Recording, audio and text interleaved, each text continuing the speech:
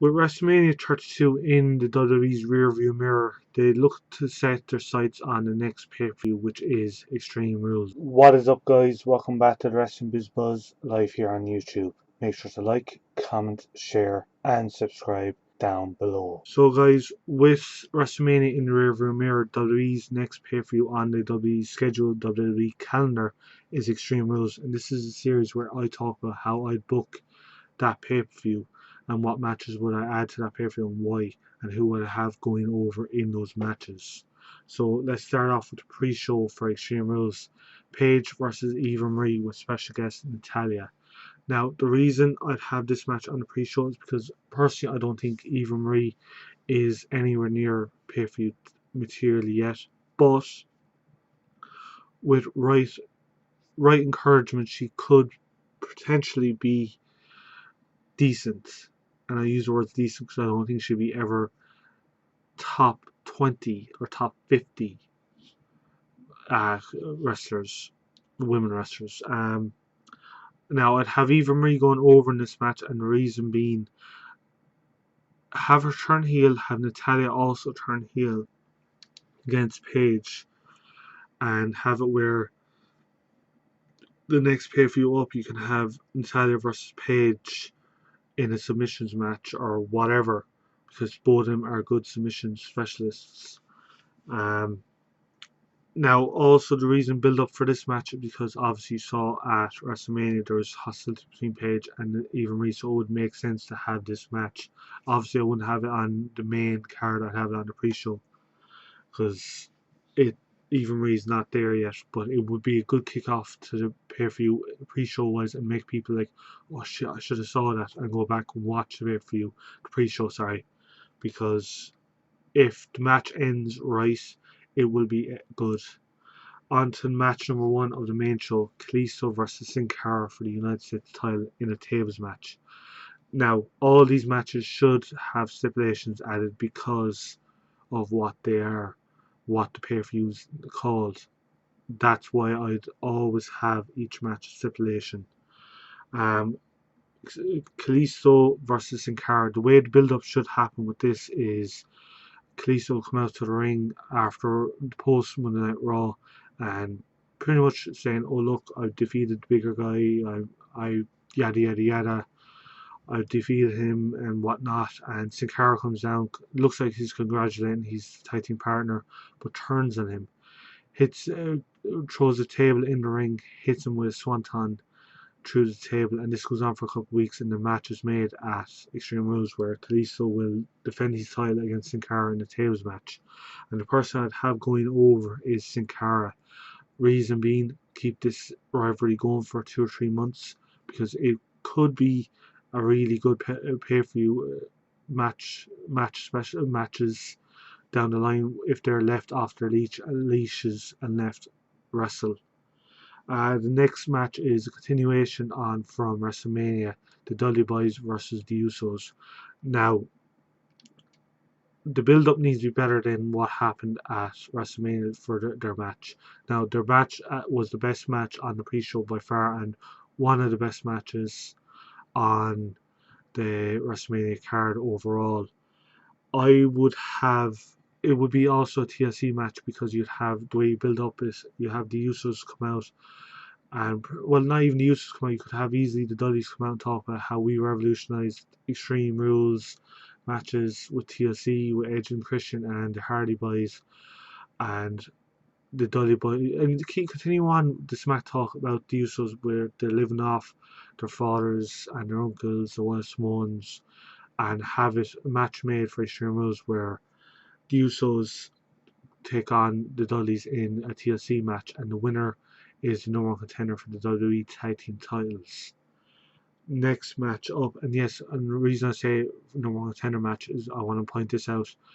Each match should always mean something. I understand most matches will mean something, and then there'll be thrown matches together. You don't need thrown matches together. Have matches mean something, and that way you'd have a future-proof plan going forward for 2-3 pay-per-views in advance, even one pay-per-view in advance easily. Next match up will be Zack Ryder defending his title against Kevin Owens in a ladder match. Obviously, this will be a rematch from WrestleMania. Not much I can say about this match because I really don't think I was shocked Zack Ryder picked the win. If you don't believe me, you check out my live reaction to Zack Ryder winning in top right corner.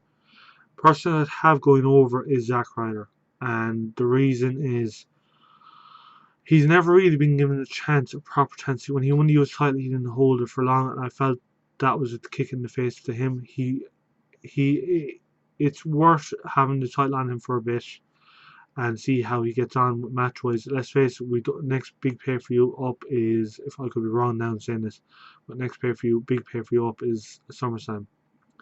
No, no reason why not to have him hold the title for one or two more pay per views and have him drop it. And depending on how he does, obviously, but that's the way I would book it. The fourth match up is New Day versus League of Nations in a chairs match for the tag titles. The way you build up, you have this for is League of Nations obviously come out and say, "Oh well, we defeated the tag team champions at WrestleMania. We want a title shot." Yada yada yada. Grand, fine, nothing said. Later on in the show, they come out, beat down the New Day with chairs, and have this going on for Raw and SmackDown for a couple of weeks, and then the match made at Extreme Rules between the two. And the person I have going over is the New Day because the League of Nations, if they're going to continue being a stable and a group, they need serious help. They need refocus because WWE fucked it up with them, and I understand that, but there's no reason why they can't turn a negative into a positive with the group. And the classic example is the New Day because when they first came out, they came out as babyfaces and nobody wanted them as babyfaces. And now look at them; they're the hottest tag team in the WWE today. The fifth match on the card, I'd have Dean Ambrose versus Bray Wyatt in a 30-minute Iron Man match. This would be a feud that'll go on for a couple of months. Sorry.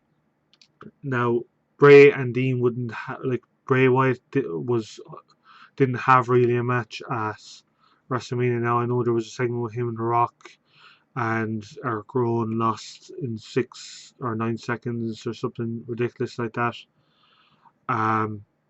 But there's no reason why to leave Bray Wyatt out of Extreme Rules, and Dean Ambrose obviously won't have anyone because Brock Lesnar is gone. I'd have the two feud for a couple of months. Sorry. The 30-minute Iron Man match, I think both of them can put on a good show and really go to town on each other. So that's why I'd book that match. The sixth match is a number one contenders match for the Intercontinental title, and it's an Extreme Rules match, and the competitors are Sami Zayn and AJ Styles. Again, I think this would be one of the steals of the show if again they're left off their leash and the match is done right, build up is done right. Obviously, you're putting two baby faces together. The way I'd have it end is Doc Gallows and Carl Anderson debut and cost Sami Zayn the title and have it where it looks like they're pretty much going to go on AJ Styles' side as the Baylor Club, but in the end you'll see on the top Titantron the Beast Finn Balor, or sorry, the Demon Finn Balor is on stage with the Wolf Pack, or whatever the Wolf Pack I'm calling it, hand signal, and Carl Anderson, Doc Gallows literally are in front of AJ, turn around and attack and beat down AJ. So AJ stays a babyface and pretty much beats down AJ Styles, and this could lead to a match between Finn Balor and AJ at Payback. And you could have a tie-in for New Japan Pro Wrestling where in you took my group and you destroyed my group. Finn turns heel, obviously. It'll be a perfect build-up to the following pay-per-view. Now, match number 7, the second last match of the night, and the reason I'm choosing the Divas the women wrestlers, sorry, I almost forgot myself, to go on second last is because I think the two divas I have picked deserve it, and they can put on a really, really good show. And now, obviously, every match is going to have a stipulation. I'd have this a 2 out of 3 falls match for the women's championship, and I'd have the first fall going to Charlotte, second fall going to Sasha Banks, and the third and final fall going to Sasha Banks also, and have Sasha pick up the win and be the new women's champion. Reason being, Sasha never got beat or pinned at WrestleMania. She got held back by Ric Flair. Now, obviously, I'd have Becky Lynch at ringside in Sasha's corner to stop um, Rick interfering, and at the end of the match, I'd have a stare down between Becky and Sasha Banks in the middle of the ring. That way, it'll lead up to possibly another triple threat match at Payback between the three, which I think would be good. Now, I don't think it should be straight away a triple threat match at Extreme Rules, because I really don't think it would be beneficial to any of the competitors. That's my own opinion.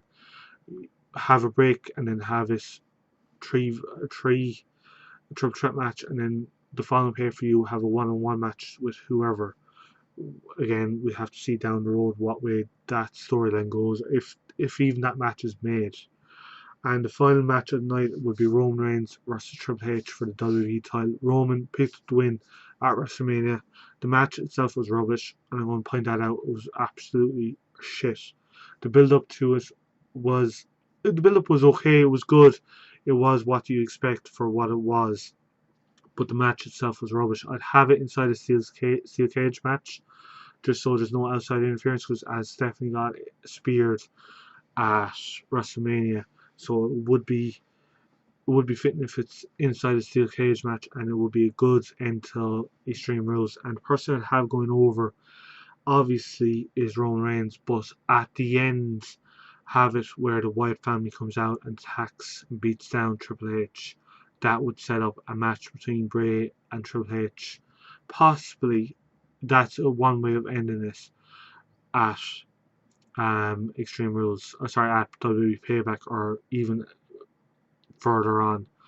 I would prefer to see that opposed to Dean versus Bray. Continuation. I think the 30-minute Ironman match would be beneficial enough for both competitors. So, guys, that is how I would book WWE Extreme Rules. The one thing I can say is everyone's not going to agree with every match. I think a lot of the matches are filled with good competitors and could have the potential to be good matches. Now, it's down to WWE do it. So, with that being said, WWE, book the fucking thing better than what I booked it, please. Thanks, guys, for watching. Let me know what you think below in the comments. Also, check out top right hand corner for more videos. Make sure to like, share, and subscribe. And I will see you all in the next video.